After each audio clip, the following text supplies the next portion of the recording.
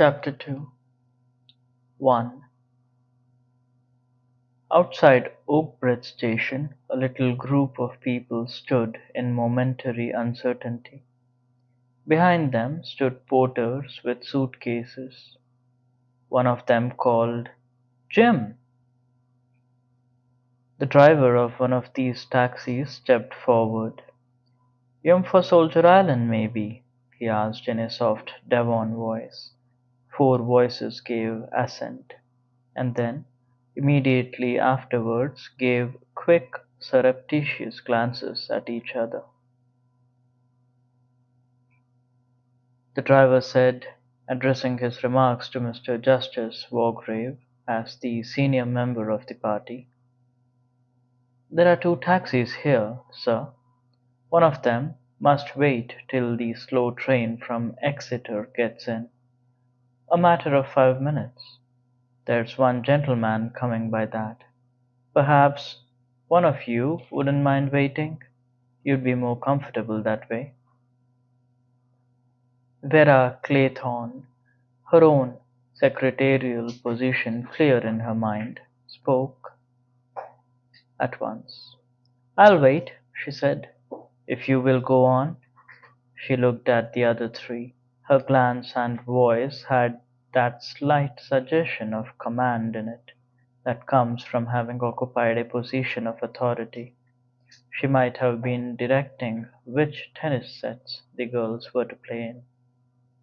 Miss Brent said stiffly, "Thank you," bent her head, and entered one of the taxis, the door of which the driver was holding open. Mr. Justice Wargrave followed her. Captain Lombard said, "I'll wait with Miss Claythorne," said Vera. "My name is Lombard, Philip Lombard." The porters were piling luggage on the taxi. Inside, Mr. Justice Wargrave said with due legal caution, "Beautiful weather we are having." Miss Brent said, "Yes, indeed. A very distinguished old gentleman," she thought to herself. Quite unlike the usual type of man in seaside guest houses. Evidently Mr. and Miss Oliver had good connections. Mr. Justice Wargrave inquired, "Do you know this part of the world well?" "I've been to Cornwall and to Torquay, but this is my first visit to this part of Devon." The judge said, "I am also unacquainted with this part of the world." The taxi drove off. The driver of the second taxi said, "Like to sit inside while you're waiting?" Vera said decisively, "Not at all." Captain Lombard smiled. He said, "That sunny wall looks more attractive, unless you'd rather go inside the station." "No, indeed. It's so delightful to get out of that stuffy train." He answered, "Yes, traveling by train is rather trying in this weather." Vera said conventionally, "I do hope it lasts. The weather, I mean. Our English summers are so treacherous." With a slight lack of originality, Lombard asked, "Do you know this part of the world well?" "No, I've never been here before," she added quickly, conscientiously determined to make her position clear at once. "I haven't even seen my employer yet." "Your employer?" "Yes, I'm Mrs. Owen's secretary." "Oh, I see." Just imperceptibly his manner changed. It was slightly more assured, easier in tone. He said, "Isn't that rather unusual?" Vera laughed. "Oh, no, I don't think so. Her own secretary was suddenly taken ill and she wired an agency for a substitute and they sent me. So that was it? And suppose you don't like the post when you've got there? Vera laughed again. Oh, it's only temporary. A holiday post. I've got a permanent job at a girls' school. As a matter of fact, I'm frightfully thrilled at the prospect of seeing Soldier Island. There's been such a lot about it in the papers. Is it really very fascinating? Lombard said, I don't know. I haven't seen it. Oh, really? The Owens are frightfully keen on it, I suppose. What are they like? Do tell me. Lombard thought. Awkward. This. Am I supposed to have met them or not? He said quickly, there's a wasp crawling up your arm. No, keep quite still. He made a convincing pounce. There, it's gone. Oh, thank you. There are a lot of wasps about this summer. Yes, I suppose it's the heat. Who are we waiting for, do you know? I haven't the least idea. The loud, drawn out scream of an approaching train was heard. Lombard said, that will be the train now. It was a tall, soldierly old man who appeared at the exit from the platform. His grey hair was clipped close, and he had a neatly trimmed white moustache. His porter, staggering slightly under the weight of the solid leather suitcase, indicated Vera and Lombard. Vera came forward in a competent manner. She said, I am Mrs. Owen's secretary. There's a car here waiting, she added. This is Mr. Lombard. The faded blue eyes, shrewd in spite of their age, sized up Lombard. For a moment, a judgment showed in them. Had there been any one to read it? Good-looking fellow, something just a little wrong about him. The three of them got into the waiting taxi. They drove through the sleepy streets of Little Oakbridge and continued about a mile on the main Plymouth road. Then they plunged into a maze of cross-country lanes, steep, green, and narrow. General MacArthur said, don't know this part of Devon at all. My little place is in East Devon, just on the border line of Dorset. Vera said, it really is lovely here. The hills, and the red earth, and everything so green and luscious looking. Philip Lombard said critically, it's a bit shut in. I like open country myself, where you can see what's coming. General MacArthur said to him, you've seen a bit of the world, I fancy? Lombard shrugged his shoulders disparagingly. I've knocked about here and there, sir. He thought to himself, he'll ask me now if I was old enough to be in the war. These old boys always do. But General MacArthur did not mention the war. 2. They came up over a steep hill and gazing down a zigzag track to Sticklehaven, a mere cluster of cottages with a fishing boat or two drawn up on the beach. Illuminated by the setting sun, they had their first glimpse of Soldier Island, jutting up out of the sea to the south. Vera said, surprised, it's a long way out. She had pictured it differently, close to shore, crowned with a beautiful white house. But there was no house visible, only the boldly silhouetted rock, with its faint resemblance to a giant head. There was something sinister about it. She shivered faintly. Outside, a little inn, the Seven Stars, three people were sitting. There was the hunched elderly figure of the judge, the upright form of Miss Brent, and a third man, a big, bluff man, who came forward and introduced himself. "Thought we might as well wait for you," he said.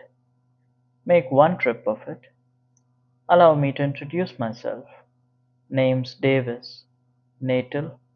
South Africa's my natal spot. Ha ha." He laughed breezily. Mr. Justice Wargrave looked at him with active malevolence. He seemed to be wishing that he could order the court to be cleared. Miss Emily Brent was clearly not sure if she liked colonials. "Anyone care for a little nip before we embark?" asked Mr. Davis hospitably. Nobody assenting to this proposition, Mr. Davis turned and held up a finger. "Mustn't delay then. Our good host and hostess will be expecting us," he said. He might have noticed that a curious constraint came over the other members of the party. It was as though the mention of their host and hostess had a curiously paralyzing effect upon the guests. In response to Davis's beckoning finger, a man detached himself from a nearby wall against which he was leaning, and came up to them. His rolling gait proclaimed him as the man of the sea. He had a weather-beaten face and dark eyes, with a slightly evasive expression. He spoke in a soft Devon voice. "Will you be ready to be starting for the island, ladies and gentlemen? The boat's waiting. There's two gentlemen coming by car, but Mr. Owen's orders was not to wait for them, as they might arrive at any time." The party got up. Their guide led them along a small stone jetty. Alongside it, a motor-boat was lying. Emily Brent said, "That's a very small boat." The boat's owner said persuasively, "She's a fine boat, that, ma'am. You could go to Plymouth in her as easy as winking." Mr. Justice Wargrave said sharply, "There are a good many of us." "She'd take double the number, sir," Philip Lombard said in his pleasant easy voice. "It's quite all right. Glorious weather, no swell." Rather doubtfully, Miss Brent permitted herself to be helped into the boat. The others followed suit. There was as yet no fraternizing among the party.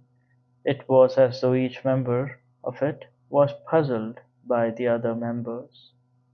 They were just about to cast loose when their guide paused, boat hooked in hand. Down the steep track into the village a car was coming. A car so frantically powerful, so superlatively beautiful, that it had all the nature of an apparition. At the wheel sat a young man, his hair blown back by the wind. In the in the blaze of the evening light he looked not a man, but a young god, a hero god out of some northern saga. He touched the horn, and a great roar of sound echoed from the rocks of the bay. It was a fantastic moment. In it, Anthony Marston seemed to be something more than mortal. Afterwards, more than one of those present remembered that moment. 3. Fred Narracott sat by the engine thinking to himself that this was a queer lot. None at all his idea of what Mr. Owen's guests were likely to be. He had expected something altogether more classy. Talked up women and gentlemen in yachting costume, and all very rich and important looking. Not at all like Mr. Elmer Robson's parties. A faint grin came to Fred Narracott's lips as he remembered the millionaire's guest. That had been a party, if you like, and the drink they had got through. This Mr. Owen must be a very different sort of gentleman. Funny it was, thought Fred, that they'd never yet set eyes on Owen or his missus either. Never been down here yet, he hadn't. Everything ordered and paid for by that Mr. Norris.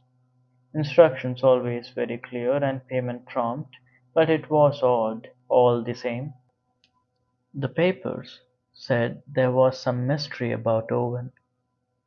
Mr. Narracott agreed with them. Perhaps, after all, it was Miss Gabrielle Turle who had bought the island, but that theory departed from him as he surveyed his passengers. Not this lot. None of them looked likely to have anything to do with a film star. He summed them up dispassionately. One old maid, the sour kind, he knew them well enough. She was a Tartar, he could bet.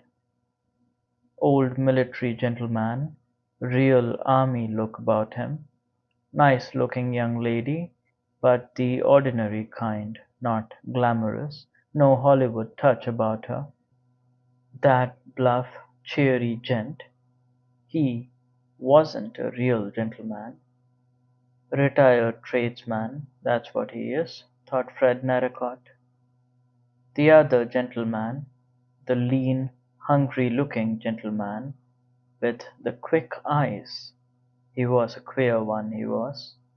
Just possible he might have something to do with the pictures. No, there was only one satisfactory passenger in the boat. That last gentleman, the one who had arrived in the car. And what a car! A car such as had never been seen in Sticklehaven before. Must have cost hundreds and hundreds, a car like that. He was the right kind.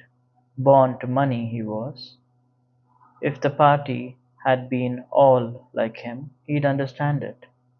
Queer business, when you came to think of it. The whole thing was queer. Very queer. 4. The boat churned its way round the rock. Now, at last, the house came into view. The south side of the island was quite different. It shelved gently down to the sea. The house was there, facing south, low and square and modern looking, with rounded windows letting in all the light. An exciting house, a house that lived up to expectation. Fred Narracott shut off the engine. They nosed their way gently into a little natural inlet between rocks. Philip Lombard said sharply, "Must be difficult to land here in dirty weather." Fred Narracott said cheerfully, "Can't land on Soldier Island when there's a southeasterly. Sometimes 'tis cut off for a week or more." Vera Clayton thought, "The catering must be very difficult. That's the worst of an island. All the domestic problems are so worrying." The boat grated against the rocks. Fred Narracott jumped out and he and Lombard helped the others to alight. Narracott made the boat fast to a ring in the rock. Then he led the way up the steps cut in the cliff. General MacArthur said, "Ha! Delightful spot." But he felt uneasy. Damned odd sort of place. As the party ascended these steps and came out on a terrace above, their spirits revived. In the open doorway of the house a correct butler was awaiting them, and something about his gravity reassured them. And then the house itself was really most attractive, the view from the terrace magnificent. The butler came forward bowing slightly. He was a tall, lank man, grey-haired and very respectable. He said, "Will you come this way, please?" In the wide hall drinks stood ready, rows of bottles. Anthony Marston's spirits cheered up a little. He had just been thinking this was a rum kind of show. None of his lot. What could old Badger have been thinking about to let him in for this? However, the drinks were all right. Plenty of ice, too. What was it the butler chap was saying? Mr. Owen unfortunately delayed, unable to get here till tomorrow. Instructions, everything they wanted. If they would like to go to their rooms, dinner would be at 8 o'clock. 5. Vera had followed Mrs. Rogers upstairs. The woman had thrown open a door at the end of a passage, and Vera had walked into a delightful bedroom with a big window that opened wide upon the sea and another looking east. She uttered a quick exclamation of pleasure. Mrs. Rogers was saying, "I hope you've got everything you want, miss." Vera looked round. Her luggage had been brought up and had been unpacked. At one side of the room a door stood open into a pale blue-tiled bathroom. She said quickly, "Yes, everything, I think." "You'll ring the bell if you want anything, miss." Mrs. Rogers had a flat, monotonous voice. Vera looked at her curiously. What a white, bloodless ghost of a woman! Very respectable looking, with her hair dragged back from her face and her black dress. Queer light eyes that shifted the whole time from place to place. Vera thought, "She looks frightened of her own shadow." Yes, that was it, frightened. She looked like a woman who walked in mortal fear. A little shiver passed down Vera's back. What on earth was the woman afraid of? She said pleasantly, "I'm Mrs. Owen's new secretary. I expect you know that." Mrs. Rogers said, "No, miss, I don't know anything. Just a list of the ladies and gentlemen, and what rooms they were to have." Vera said, "Mrs. Owen didn't mention me?" Mrs. Rogers' eyelashes flickered. "I haven't seen Mrs. Owen. Not yet. We only came here 2 days ago." Extraordinary people, these Owens, thought Vera. Aloud, she said, "What stuff is there here?" "Just me and Rogers, miss." Vera frowned. 8 people in the house, 10 with the host and hostess, and only one married couple to do for them. Mrs. Rogers said, "I'm a good cook, and Rogers is handy about the house. I didn't know, of course, that there was to be such a large party." Vera said, "But you can manage." Oh, yes, miss, I can manage. If there's to be large parties, often, perhaps Mrs. Owen could get extra help in. Vera said, I expect so. Mrs. Rogers turned to go. Her feet moved noiselessly over the ground. She drifted from the room like a shadow. Vera went over to the window and sat down at the window seat. She was faintly disturbed. Everything, somehow, was a little queer. The absence of the Owens, the pale, ghost-like Mrs. Rogers, and the guests. Yes, the guests were queer too. An oddly assorted party. Vera thought. I wish I'd seen the Owens. I wish I knew what they were like. She got up and walked restlessly about the room. A perfect bedroom decorated throughout in the modern style. Off-white rugs on the gleaming parquet floor, faintly tinted walls, a long mirror surrounded by lights, a mantelpiece bare of ornaments, save for an enormous block of white marble shaped like a bear, a piece of modern sculpture in which was inset a clock. Over it, in a gleaming chromium frame, was a big square of parchment. A poem. She stood in front of the fireplace and read it. It was the old nursery rhyme that she remembered from her childhood days. 10 little soldier boys went out to dine. One choked his little self, and then there were 9. 9 little soldier boys sat up very late. One overslept himself, and then there were 8. 8 little soldier boys travelling in Devon. One said he'd stay there, and then there were 7. 7 little soldier boys chopping up sticks. One chopped himself in halves, and then there were 6. 6 little soldier boys playing with a hive. A bumblebee stung one, and then there were 5. 5 little soldier boys going in for law. One got in chancery, and then there were 4. 4 little soldier boys going out to sea. A red herring swallowed one, and then there were 3. 3 little soldier boys walking in the zoo. A big bear hugged one, and then there were 2. 2 little soldier boys sitting in the sun.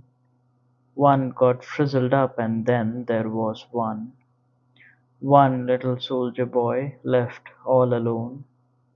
He went and hanged himself, and then there were none. Vera smiled. Of course, this was Soldier Island. She went and sat again by the window looking out to sea. How big the sea was! From here there was no land to be seen anywhere, just a vast expanse of blue water rippling in evening sun. The sea, so peaceful today, sometimes so cruel, the sea that dragged you down to its depths, drowned, found drowned, drowned at sea, drowned, drowned, drowned. No, she wouldn't remember. She would not think of it. All that was over. 6. Dr. Armstrong came to Soldier Island just as the sun was sinking into the sea. On the way across he had chatted to the boatman, a local man. He was anxious to find out a little about these people who owned Soldier Island, but the man, Narracott, seemed curiously ill-informed, or perhaps unwilling to talk. So Dr. Armstrong chatted instead of the weather and of fishing. He was tired after his long motor drive. His eyeballs ached. Driving west, You were driving against the sun. Yes, he was very tired. The sea and perfect peace, that was what he needed. He would like, really, to take a long holiday, but he couldn't afford to do that. He could afford it financially, of course, but he couldn't afford to drop out. You were soon forgotten nowadays. No, now that he had arrived, he must keep his nose to the grindstone. He thought, all the same, this evening I'll imagine to myself that I'm not going back, that I've done with London and Harley Street and all the rest of it. There was something magical about an island. The mere word suggested fantasy. You lost touch with the world. An island was a world of its own, a world, perhaps, from which you might never return. He thought, I'm leaving my ordinary life behind me. And smiling to himself, he began to make plans, fantastic plans for the future. He was still smiling when he walked up the rock-cut steps. In a chair on the terrace an old gentleman was sitting, and the sight of him was vaguely familiar to Dr. Armstrong. Where had he seen that frog-like face, that tortoise-like neck, that hunched-up attitude? Yes, and those pale, shrewd little eyes. Of course, old Wargrave. He had given evidence once before him. Always looked half asleep, but was shrewd as could be when it came to a point of law. Had great power with a jury. It was said he could make their minds up for them any day of the week. He had got one or two unlikely convictions out of them. A hanging judge, some people said. Funny place to meet him, here, out of the world. 7. Mr. Justice Wargrave thought to himself, Armstrong? Remember him in the witness box? Very correct and cautious. All doctors are damned fools. Harley Street ones are the worst of the lot. And his mind dwelt malevolently on a recent interview he had had with a sauve personage in that very street. Aloud he grunted, "Drinks are in the hall." Dr. Armstrong said, "I must go and pay my respects to my host and hostess." Mr. Justice Wargrave closed his eyes again, looking decidedly reptilian, and said, "You can't do that." Dr. Armstrong was startled. "Why not?" The judge said, "No host and hostess. Very curious state of affairs. Don't understand this place." Dr. Armstrong stared at him for a minute. When he thought the old gentleman had actually gone to sleep, Wargrave said suddenly, "Do you know Constance Culmington?" No, I'm afraid I don't." "It's of no consequence," said the judge. "Very vague woman, and practically unreadable handwriting. I was just wondering if I'd come to the wrong house." Dr. Justice, sorry, Dr. Armstrong shook his head and went on up to the house. Mr. Justice Wargrave reflected on the subject of Constance Culmington. Undependable, like all women. His mind went on to the two women in the house, the tight-lipped old maid and the girl. He didn't care for the girl, cold-blooded young hussy. No, three women if you counted the Rogers woman. Old creature, she looked scared to death. Respectable pair, and knew their job. Rogers, coming out on the terrace that minute, the judge asked him, Is Lady Constance Culmington expected, do you know? Rogers stared at him. No, sir, not to my knowledge. The judge's eyebrows rose, but he only grunted. He thought, Soldier Island, eh? There's a fly in the ointment. 8. Anthony Marston was in his bath. He luxuriated in the steaming water. His limbs had felt cramped after his long drive. Very few thoughts passed through his head. Anthony was a creature of sensation and of action. He thought to himself, must go through with it, I suppose, and thereafter dismissed everything from his mind. Warm, steaming water, tired limbs, presently a shave, a cocktail, dinner, and after? 9. Mr. Bloor was tying his tie. He wasn't very good at this sort of thing. Did he look all right? He supposed so. Nobody had been exactly cordial to him. Funny the way they all eyed each other, as though they knew. Well, it was up to him. He didn't mean to bungle his job.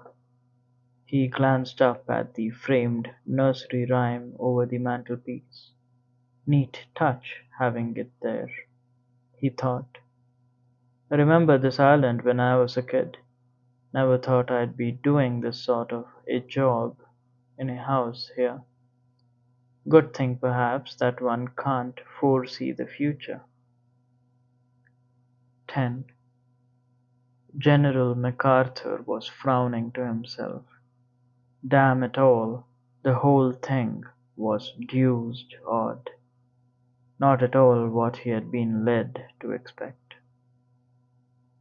For 2 pins, he'd make an excuse and get away, throw up the whole business.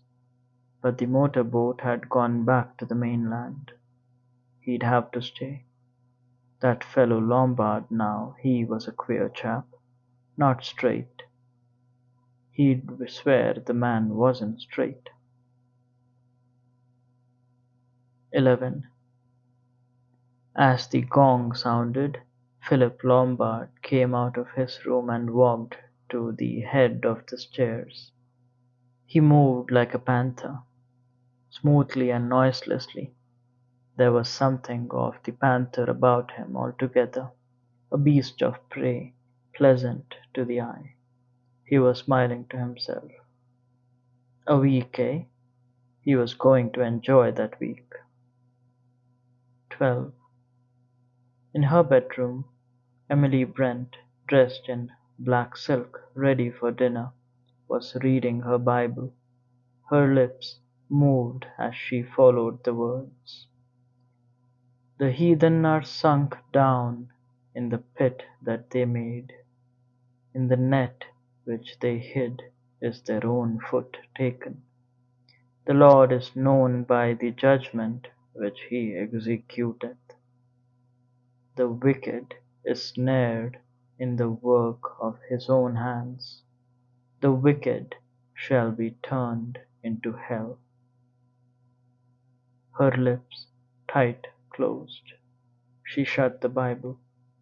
Rising, she pinned a carignon brooch at her neck, and went down to dinner.